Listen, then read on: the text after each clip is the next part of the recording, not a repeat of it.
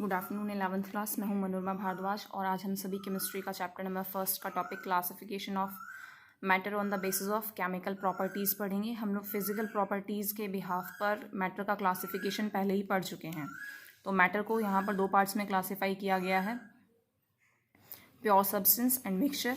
Pure substance को भी further दो पार्ट्स में क्लासीफाई किया गया है, एलिमेंट एंड कंपाउंड। एलिमेंट को मेटल, नॉन मेटल और मेटलॉइड में क्लासीफाई किया गया है। मिक्सचर को होमोजीनियस एंड हेट्रोजीनियस मिक्सचर में क्लासीफाई किया गया है। बेटा ये क्लासिफिकेशन आपको डिट्टो एज इट इज़ आप लोग अपनी 9th क्लास की एनसीईआरटी में पढ़ सकते हैं, बट फिर भी मैंने अपनी ज़रूरत की चीज़ों को अपने अकॉर्डिंग उठाया है। ठीक है, फिलहाल हम लोग यहाँ पर बात करेंगे प्योर सब्सटेंस की। तो प्योर सब्सटेंस ऐसे सब्सटेंस होते हैं जिनका फिक्स्ड कंपोजिशन होता है और जिनको किसी भी फिजिकल मेथड के थ्रू किसी भी सिंपलर सब्सटेंस में हम लोग उसको सेपरेट नहीं कर सकते हैं। ठीक है, प्योर सब्सटेंस को मैं पहले ही बता चुकी हूँ, दो पार्ट्स में क्लासीफाई किया गया है, जिसमें नंबर 1 है एलिमेंट। तो एलिमेंट जो है वो ऐसे प्योर सब्सटेंस होते हैं जो कि सिर्फ और सिर्फ सेम काइंड के एक ही तरीके के एटम से मिलकर के बने होते हैं। तो आपके पास आपने अभी 10th क्लास में आपने पढ़ा होगा कि भी हमारे पास टोटल कितने पीरियडिक टेबल है उसमें कितने एलिमेंट्स हैं। तो आप उसमें से किसी भी एलिमेंट का आप एग्जांपल उठा करके यहाँ पर दे सकते हैं, क्योंकि वो जो है सेम टाइप के एटम से मिलकर के बने होते हैं। ठीक है, नेक्स्ट हम लोग यहाँ पर बात करेंगे कंपाउंड्स की। तो अगर हम कंपाउंड्स की बात करें तो एक कंपाउंड जो है वो दो या दो से ज़्यादा एलिमेंट्स के कॉम्बिनेशन से बनता है, लेकिन यहाँ पर एक चीज़ जो है जिस पर आपको विशेष ध्यान देना है वो है कि वो जो एलिमेंट्स हैं वो डेफिनेट रेशियो में ही कंबाइन करेंगे। जैसे कि हम आपको एग्जांपल दें, वाटर जिसका फॉर्मूला हम लोग जानते हैं H2O है। तो अगर हम यहाँ पर हाइड्रोजन और ऑक्सीजन का रेशियो निकालेंगे बाय मास से, तो फिर हम लोग जानते हैं हाइड्रोजन का एटॉमिक मास 1, लेकिन यहाँ पर हाइड्रोजन के एटम्स कितने हैं 2, इसलिए आपने रखा 2। ऑक्सीजन का एटॉमिक मास 16, आपने इसको कट किया तो 1:8। तो अगर आप वाटर का कोई सा भी मॉलिक्यूल जो है उठाएंगे, कहीं से भी मॉलिक्यूल उठाएंगे, तो उसका जो हाइड्रोजन और ऑक्सीजन जो होगा उसके जो मासेस का जो रेशियो होगा वो हमेशा 1:8 होगा। अब हम लोग यहाँ पर बात करेंगे नेक्स्ट एग्जांपल की, जैसे कि कार्बन डाइऑक्साइड CO2। तो इसी तरीके से कार्बन और ऑक्सीजन का रेशियो 12:32 हमने काटा, तो हमने पाया कि 3:8 जो है हमेशा बाय मास रेशियो होगा कार्बन और ऑक्सीजन का, किस में, कार्बन डाइऑक्साइड के मॉलिक्यूल में। ठीक है, अब हम लोग यहाँ पर मिक्सचर की बात करेंगे। तो मिक्सचर को हम लोग जो है डिफाइन करेंगे कि ये दो या दो से ज़्यादा सब्सटेंसेस से मिलकर के बना होता है, सबसे पहली चीज़। दूसरी चीज़ आप यहाँ पर मेंशन कीजिएगा कि यहाँ पर जो इसका जो रेशियो होता है, जो इसके जो कॉन्स्टिट्यूएंट्स जो होते हैं उनका रेशियो वेरी कर सकता है। किस तरीके से वेरी कर सकता है, अभी हम आगे आने वाले टॉपिक में इसको डिस्कस करेंगे। अब मिक्सचर की अगर हम लोग बात करेंगे तो मिक्सचर को फर्दर दो पार्ट्स में क्लासीफाई किया गया है। पहला है होमोजीनियस मिक्सचर और दूसरा होता है हेट्रोजीनियस। तो हम लोग होमोजीनियस मिक्सचर के बारे में बात करेंगे। तो ऐसा मिक्सचर जिसकी यूनिफॉर्म कंपोजिशन होती है थ्रू आउट द मिक्सचर, उस मिक्सचर को हम लोग होमोजीनियस मिक्सचर कहते हैं। एग्जाम्पल, शुगर सॉल्यूशन लेते हैं। शुगर सॉल्यूशन कैसे बनता है, जब हम शुगर में वाटर को मिक्स कर देते हैं तो फिर हमें क्या मिलता है, शुगर सॉल्यूशन मिलता है। अब जैसे कि आपने जो यहाँ पर लिया है शुगर सॉल्यूशन आपने बनाया है, तो इसका सीधा सीधा मतलब ये है कि अगर आपने इसको एक बार मिक्स कर लिया है तो आप चीनी की जो अमाउंट है वो हर जगह पानी में हर जगह जो है वो सेम रहेगी। ठीक है, इस टाइप का जो मिक्सचर है जिसमें कि सॉल्यूट और सॉल्वेंट के जो पार्टिकल्स हैं वो पूरी तरीके से मिक्सअप हो जाते हैं और पूरा यूनिफॉर्म कंपोजिशन है। इसका मतलब चीनी यहाँ पर जितनी है यहाँ पर भी चीनी उतनी ही रहेगी। ठीक है, और पानी की जो अमाउंट है चीनी में वो हर जगह सेम रहेगी। तो इस टाइप का जो मिक्सचर है वो होमोजीनियस मिक्सचर कहलाएगा। ठीक है, अब हम लोग बात करेंगे हेट्रोजीनियस मिक्सचर की। तो हेट्रोजीनियस मिक्सचर ऐसा मिक्सचर होता है जो कि नॉन यूनिफॉर्म कंपोजिशन रखता है through out the mixture. Non uniform composition का मतलब है कि इसका कंपोजिशन यूनिफॉर्म नहीं होगा। अब इस चीज़ का क्या मतलब है, यहाँ पर मैं आपको एक्स्ट्रा में इधर देखिए, मान लीजिए कि आपने लिया एग्जाम्पल सैंड सॉल्यूशन का। अगर हम सैंड सॉल्यूशन के एग्जाम्पल की बात करें कि हमने पानी में सैंड को मिला दिया तो हमें सैंड सॉल्यूशन मिला है, तो हम लोग अच्छी तरीके से जानते हैं कि मान लीजिए अगर आपके पास में सैंड सॉल्यूशन है, तो अगर हम उसको पानी में सैंड को मिक्सअप भी करेंगे तो हमें लगेगा कि जो सैंड है, जो रेती है, वो पानी में आसानी से घुल गई है। बट जब हम उस सॉल्यूशन को स्टैंड बाय पर छोड़ेंगे तो हम लोग क्या पाएंगे, ये थोड़ी देर बाद जो है वो जो सैंड जो है वो आपका जो बीकर है उसमें नीचे की तरफ जो है वो बैठने लग जाएगा। तो अब रेत की जो अमाउंट है वो यहाँ पर तो हो जाएगी ज़्यादा, जबकि ऊपर की तरफ हो जाएगी कम। तो इसी को हम नॉन यूनिफॉर्म कंपोजिशन कहेंगे।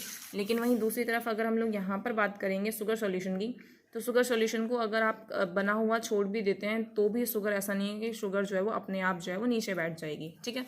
तो नॉन यूनिफॉर्म कंपोजिशन का मतलब मेरे ख्याल से सभी को समझ में आ गया होगा कि जो सैंड है उसकी अमाउंट जो है वो वाटर में वो सेम नहीं है, ठीक है। इस टाइप का जो मिक्सचर है उसे आप हाइड्रोजनियस मिक्सचर कह रहे हैं। एग्जाम्पल में मेरे ख्याल से किसी को कोई भी दिक्कत नहीं होनी चाहिए। अब हम यहाँ पर आपसे बात करेंगे कि आप लोगों में से बहुत सारे बच्चे ये क्वेश्चन पूछ सकते हैं कि मैम कंपाउंड में भी 2 या 2 से ज़्यादा चीज़ें मिल रही हैं और मिक्सचर में भी 2 या 2 से ज़्यादा चीज़ें मिल रही हैं, तो कंपाउंड और मिक्सचर में क्या डिफरेंस है। तो हम लोग बात करेंगे कि कंपाउंड और मिक्सचर में क्या डिफरेंस है। तो सबसे पहला जो डिफरेंस है वो ये है कि कंपाउंड के जो कंस्टिट्यूएंट्स होते हैं, कंस्टिट्यूएंट्स का मतलब है जिस चीज़ से मिलकर के कोई भी चीज़ बनी होती है। तो कंपाउंड जिन किसी भी चीज़ों से मिलकर के बना है उसके जो कंस्टिट्यूएंट्स जो होंगे उनका रेशियो हमेशा फिक्स होता है, लेकिन मिक्सचर जो होता है उसका रेशियो फिक्स नहीं होता है। अब देखते हैं किस तरीके से। मैंने अभी आपको थोड़ी देर पहले कहा था कि मैं आपको बताऊंगी कि वेरिएबल रेशियो हो सकता है। हम लोग बात करें शुगर सॉल्यूशन की, तो sugar solution sugar plus water से शुगर सॉल्यूशन बन रहा है। अब हो सकता है कि आपका मन हो कि भाई हम लोग शरबत बना लें तो उसमें 1 गिलास पानी में हम 1 चम्मच चीनी डाल सकते हैं। हो सकता है कि कोई ज़्यादा मीठा पीता हो तो हो सकता है कि वो उसी 1 गिलास पानी में 2 स्पून भी चीनी डाल दे, ठीक है।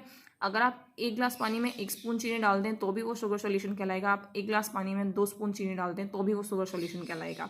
तो हम लोग यहाँ पर ऐसा कह सकते हैं कि जो मिक्सचर जो होता है वो जब बनता है तो उसके जो कॉन्स्टिट्यूएंट्स जो होते हैं उनका रेशियो जो है वो किसी भी रेशियो में हो सकता है, कोई फ़र्क नहीं है। लेकिन कंपाउंड में जो रेशियो होगा वो हमेशा फिक्स होगा। मैं यहाँ पर H2O का एग्जांपल आपको वापस से नहीं दूंगी कि 1:8 होता है एंड ऑल दैट, ठीक। Next, compound is always homogeneous. Compound हमेशा होमोजीनियस होगा। किस तरीके से, एग्जाम्पल के थ्रू समझेंगे कि मान लीजिए कि आपके पास में एक बीकर में पानी है, ठीक है, ये आपके पास में H2O है। अब ऐसा तो है नहीं कि आपने हाथ इस बीकर में हाथ डाला और उफ हमारे पास एक जो है ऑक्सीजन का आइटम निकल आया है, एक जो है हाइड्रोजन का आइटम निकल आया। तो ये चीज़ तो पॉसिबल नहीं है। हाइड्रोजन और ऑक्सीजन के जितने भी एटम्स होंगे वो जो है होमोजीनियसली यूनिफॉर्मली डिस्ट्रीब्यूटेड होंगे। तो कंपाउंड हमेशा होमोजीनियस होता है, लेकिन जो मिक्सचर जो होता है वो होमोजीनियस और हेट्रोजीनियस दोनों ही तरीके का हो सकता है। इस चीज़ को मैं आपको पहले ही समझा चुकी हूँ, इसलिए मैं अब इसको एक्सप्लेन नहीं कर रही हूँ। हम लोग यहाँ पर बात करेंगे थर्ड डिफरेंस की। तो यहाँ पर कहा गया है कि एक कंपाउंड जो होता है उसकी प्रॉपर्टीज़ उसके कंस्टिट्यूएंट की प्रॉपर्टीज़ से बिल्कुल डिफरेंट होंगी, जबकि मिक्सचर की प्रॉपर्टीज़ जो होती हैं वो उसके कंस्टिट्यूएंट की प्रॉपर्टीज़ से लगभग मेल खाती हैं। तो इसको एग्जाम्पल के थ्रू ही समझें। हम लोग जानते हैं कि जब हाइड्रोजन और ऑक्सीजन दोनों को मिक्स किया जाता है तो हमारे पास क्या चीज़ मिल करके आती है, H2O जो है निकल के आता है। और हम लोग जानते हैं कि हाइड्रोजन और ऑक्सीजन दोनों ही एज अ फ्यूल बिहेव करती हैं। अगर दोनों ही एज अ फ्यूल बिहेव करती हैं तो दैट मीन्स ये जो है बर्निंग को सपोर्ट करती हैं। लेकिन H2O जो है हम लोग जानते हैं कि वाटर जो होता है वो फायर एक्सटिंग्विशर की तरह आप उसे यूज़ करते हैं। कहीं पर आग लगी है तो पानी जो है वो आग को बुझाने का काम करता है, जबकि हाइड्रोजन और ऑक्सीजन में आग को बुझाने वाली प्रॉपर्टी नहीं होती है। तो यहाँ पर हम आपसे यही कह रहे हैं कि जो कंपाउंड जो बनेगा उसकी प्रॉपर्टीज़ उसके कंस्टिट्यूएंट की प्रॉपर्टीज से बिल्कुल डिफरेंट होंगी, ठीक है। जबकि यहाँ पर मिडवे कहा गया है। देखते हैं किस तरीके से। अगर हम लोग यहाँ पर आपको कहें कि शुगर और वाटर को मिलाकर के शुगर सॉल्यूशन बना रहे हैं, तो शुगर सॉल्यूशन जो है वो शुगर और वाटर दोनों की प्रॉपर्टीज़ को शो करेगा। अगर आप उसको टेस्ट करेंगे तो ऑब्वियस सी बात है कि आप उसमें चीनी को फील कर सकते हैं। और अगर हम लोग बात करें वाटर की तो फिर वो वाटर की प्रॉपर्टीज़ को भी शो करता है, ठीक है। नेक्स्ट है कि जो कंपाउंड जो होता है उसको उसके कंस्टिट्यूएंट में किसी भी फिजिकल प्रोसेस के थ्रू आप उसे सेपरेट नहीं कर सकते हैं, ठीक है। जैसे कि मैं यहाँ पर आपको एग्जांपल दूँ कि आपके पास में H2 है। अगर आप H2 को हीट करते हैं लिक्विड फॉर्म से वो ज़्यादा से ज़्यादा वेपर फॉर्म में चला जाएगा। लेकिन ऐसा नहीं कि आपने उसको गर्म किया सिंपली तो हाइड्रोजन अलग हो गया या ऑक्सीजन अलग हो गया, या फिर मैं ये कहूँ कि आपने फिल्ट्रेशन किया तो हाइड्रोजन अलग हो गया और ऑक्सीजन अलग हो गया। तो ये चीज़ नहीं है। तो एक कंपाउंड को किसी भी फिजिकल प्रोसेस के थ्रू आप सेपरेट नहीं कर सकते, जबकि जो मिक्सचर जो होता है उसको आप किसी भी फिजिकल प्रोसेस के थ्रू उसके कंस्टिट्यूएंट्स को सेपरेट जो है वो कर सकते हैं, ठीक है। जैसे मैं आपको बहुत बेहतरीन एग्जांपल देती हूँ कि सैंड है। सैंड सॉल्यूशन जो है आप उसको फिल्ट्रेशन के थ्रू आसानी से सेपरेट कर सकते हैं, ठीक है। तो इस तरीके से यहाँ पर इसको हम फिजिकल प्रोसेस के थ्रू सेपरेट नहीं कर सकते, इसको केमिकल प्रोसेस के थ्रू सेपरेट कर सकते हैं। और भी पॉइंट्स हैं जहाँ पर मैंने इनको मेंशन नहीं किया, बस आपको हल्का सा बता देती हूँ कि अगर मैं बात करूँगी कंपाउंड्स की, ठीक है, तो कंपाउंड्स जो हैं वो तभी बनते हैं जब केमिकल चेंज होता है, ठीक है। जबकि मिक्सचर जो है वो सिर्फ और सिर्फ तभी बनते हैं जबकि फिजिकल चेंज होता है। तो इस टाइप की और भी चीज़ें हैं जो कि आपने अपनी 9th क्लास में पढ़ ली होंगी। मैं उम्मीद करती हूँ कि आपको ये वीडियो ढंग से समझ में आया होगा। अगर आपको कहीं पर कोई भी किसी भी टॉपिक में दिक्कत है तो आप पूछ सकते हैं। Thank you.